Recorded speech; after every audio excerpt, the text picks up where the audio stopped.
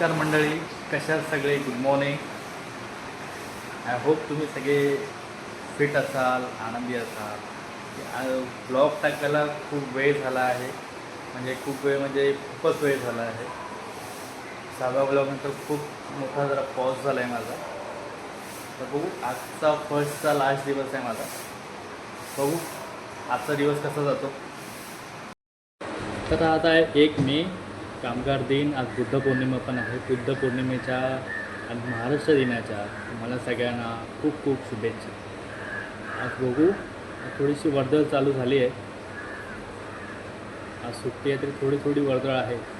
बघू आजचा दिवस कसा जातो आपला. चलो.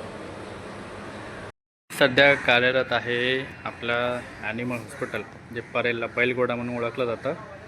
तर ते मी सध्या कामाला आहे. हे आमचं हॉस्पिटल आहे. हॉस्पिटलचं हे वातावरण खूप शांत वाटतं. जरा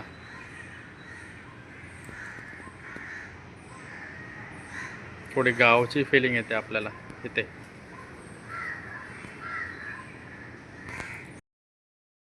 ऑफिसचं काम झाल्यावर निघालो परतीच्या प्रवासाला.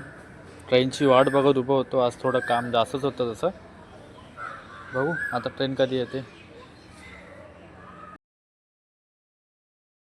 कामावरून घरी येताना मला सासऱ्यांचा फोन आला की आम्ही आलोवर इथे, तर आलोच तर आपण भेटूनच जाऊ. तर आणि तसंही स्वराजला बाबांची गाडी पण बघायची होती, आणि एकदा बाबांच्या गाडीत बसलं तर आनंदाचा पारावार नसतो त्याला. बघा कसा आनंद झाला आहे त्याला. एवढा आनंद होतो की तो गगनात मावत नाही. आता झाला चहा नाश्ता. आता जरा हवेला उभं आहे. थोडं गरम होतं म्हणून जरा आता हवेला उभे आहोत. आता आम्ही जरा भांडी घासते, तिचं काम आहे थोडं. ती थोड्या वेळाने ती पण येणार आहे हवेला उभं राहायला माझ्यासोबत. जरा आमचा व्ह्यू जरा आम्ही एन्जॉय करणार आहोत. चहा नाश्ता झाल्यावर आम्ही जरा आमच्या बाल्कनीत उभं होतो. म्हणजे जरा थंड हवा येते जरा आमच्या बाल्कनीत. तर जरा आम्ही व्ह्यू एन्जॉय करत थंड हवा घेत तर मी आणि अनन्या आम्ही उभे होतो तिकडे.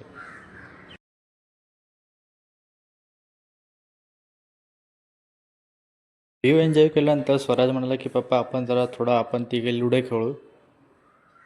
तर आम्ही तिघेही लुडो खेळत बसलेलो. तर जरा विरंगुळा आपल्या फॅमिलीसोबत.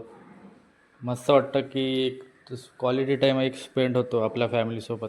जरा बरं वाटतं.